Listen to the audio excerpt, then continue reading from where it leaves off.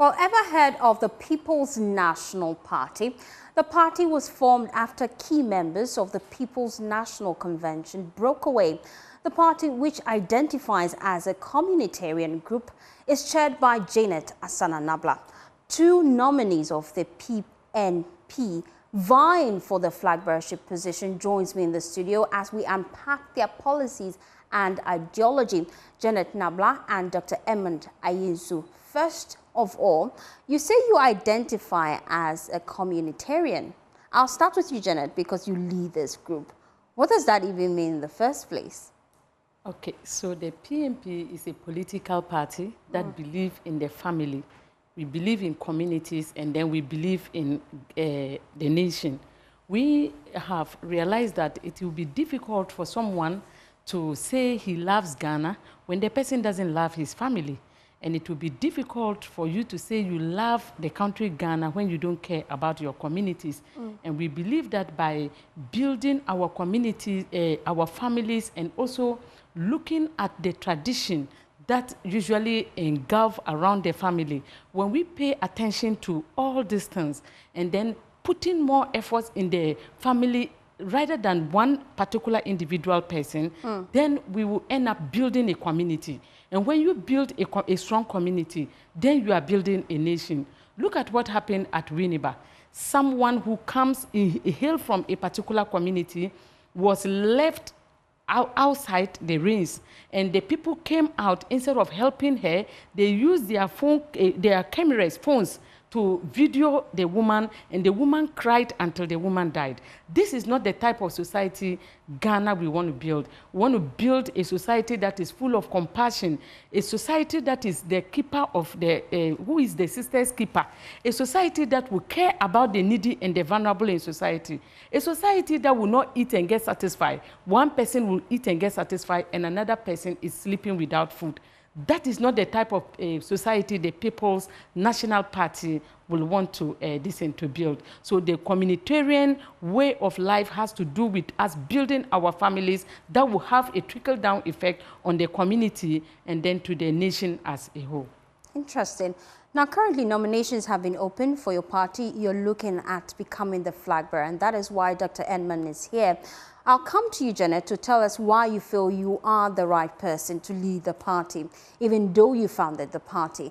But Dr. Edmund, why are you the right man to lead the party? Thank you very much. Thank you. I keep on saying that the Fourth Republic, that ushered this democracy that we are practicing, has brought quite some opportunities, has also brought quite some challenges.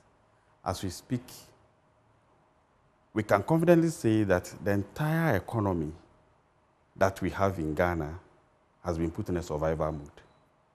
And we need young people to engage at levels of leadership to cause the change that we need to create the prosperity of the country.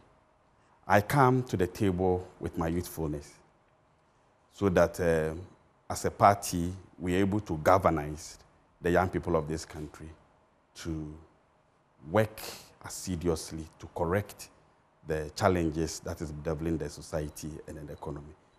The work involves a lot of activity, a lot of commitment that we can get from young people. So the time has come for us to engage. Looking at the Fourth Republic throughout, we have not been able to put youthful people to the #1 slot. Mostly people that come to govern us, they are quite advanced in age. And I want us as a party to break that jinx. So that's the first reason why I offered myself.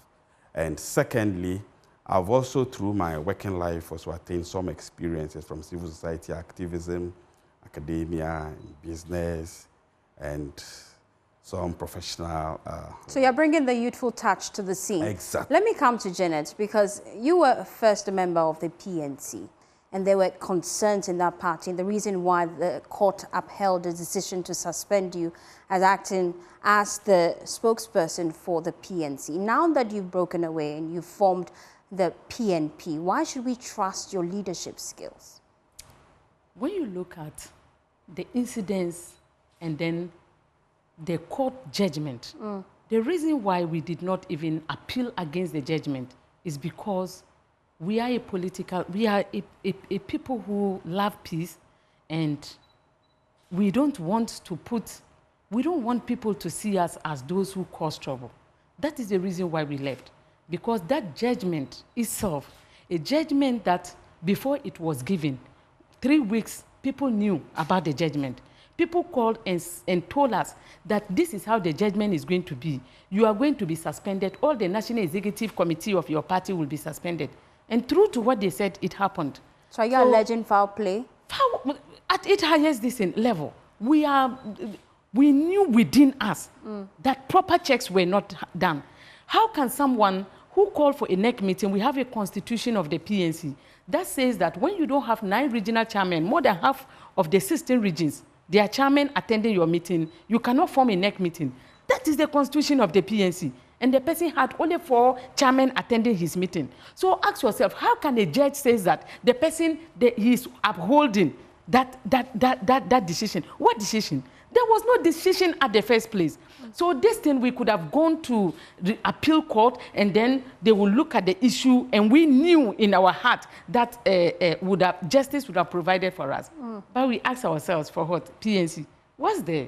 So that is why we just left everything, and then we came out. So if Ghanaians, and when we were coming out, we told Ghanaians that the reason why we are leaving the PNC is because there's no integrity. Politics without integrity is just a mere talk. And if you don't have integrity and you have a political party, how, on what basis can you be able to campaign to the people of Ghana that you want to take over? As the founder of the PNP, what key policy are you introducing on board that's different from the other political parties? Truth is that I am not even the it was the National Executive Committee of the PNC that founded the party. Okay. And they are the same people that said that they want us to contest. So that is the reason why... so they are showing how confident they are in your leadership. Yes, they said they want us to come and contest. And that is the reason why the 2 of us are here, even at the first place. But with the People's National Party, when we are voted into power, comes December 7th, one of the main policies that we will bring on board is price control. We will establish a ministry for price control to look at the inflation rate, because we know that one of the major factors and drivers of inflation in Ghana has to do with price control. Are you aware that market women are now building associations? Pepper sellers, they have association. Onion sellers, association. They build these associations to increase prices. What they say is that in the olden days, when you go to the markets, there should be a bargaining power. The person buying should also have a bargaining power to say that I won't buy from you, I'll go here and buy. Recently, that thing has been broken. You go into the markets, and then there is no any power for you anymore, because they have formed associations to increase prices. And we think that this is one of the cancers that has bedeviled our country. And no matter how many people or political parties will come on board to tell Ghanaians that vote for me, I will be able to cut tax. When they cut taxes, have you ever heard that taxes have been cut and individuals, our consumers, it affects us? That you will go to buy price of milk and it was 5 cedis. They've cut tax and now it's 4 cedis. Have you ever heard that? No. So when you cut tax, it is the producer that benefits. And the consumer is the one that should be, that is now at the hardest hit, paying for everything. This is what the PNP government is going to abolish, to make sure that we bring in price controls. That free market economy will be abolished to make sure that we put our economy in place. Let me bring in Dr. Edwin at this point. You're bringing the fresh blood to the system. But should you be elected flag bearer, what it means now is that you have less than 4 months to convince Ghanaians that you are the man for the job. How do you plan to do that? Yes, it's a matter of reviving our grassroots. The grassroots is there. We are now trying to put in the various mechanisms to activate the grassroots. And definitely when the grassroots are activated, the message will get to all the nooks and crannies of our communities. And the message that we are also going to carry across to the people of Ghana is going to be very unique. I've said that as we speak today, Ghana's economy is on a survival mode. And everybody is jostling for the very basic things to survive. And in times like this, we need one, energy, we need intelligence, and we need all hands on deck attitude to deal with the challenges. We have a political philosophy that is based on equipping and growing the lots of the families. We are going to sell this to the people of Ghana.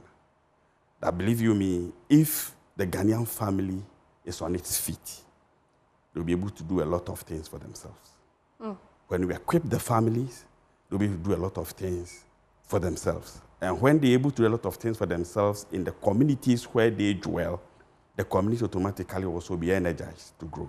When do we expect the party to officially outdoor the flag bearer, Janet, as we wrap up the show? It's on the 24th of December. I say December, August, this month. This month. So we'll be looking forward to that. We are your election headquarters. And trust us, once they outdoor the flag bearer of the party, they would be joining us here on Election Brief.